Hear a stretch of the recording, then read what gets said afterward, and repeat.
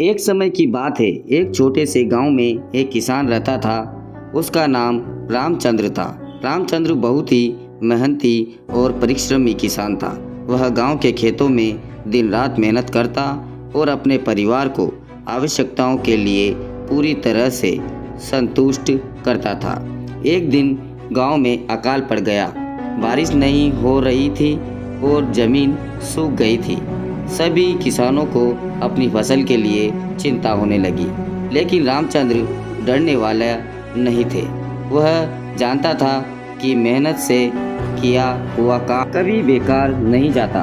रामचंद्र ने अपने खेतों को और अच्छे से सिंचित करना शुरू किया।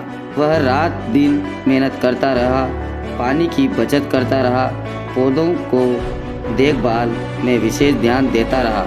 दूसरे किसान उसे हंसते और मजाक उड़ाते रहे, पर रामचंद्र अपने लक्ष्य के प्रति सदा संकल्पबद्ध रहा। कुछ समय बाद बादल उमड़ आए और बारिश शुरू हो गई।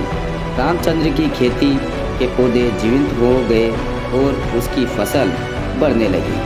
वह खुशी से झूम उठा, क्योंकि उसका मेहनत और धैर्य उसे उनके सपनों की प्राप्ति तक पहुंचा रहे थे। फसल काटने के बाद रामचंद्र ने अपने परिवार के साथ आराम से खुशहाल जीवन और आनंद से जिया। उसकी मेहनत और परिश्रम से उसे गर्व महसूस करवाया।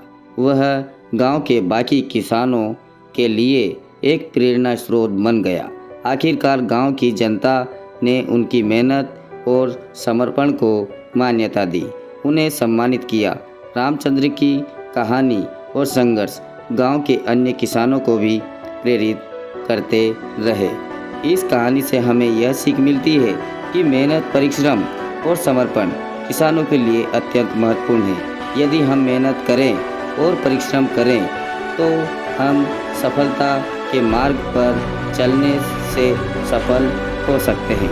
चाहे कितना भी कठिनाई हो, हमें परिश्रम करते रहना चाहिए। अगर आप किसान के बेटे हो और किसान को मानते हो, उनका अन्न खाते हो, तो चैनल को लाइक और सब्सक्राइब जरूर कीजिएगा।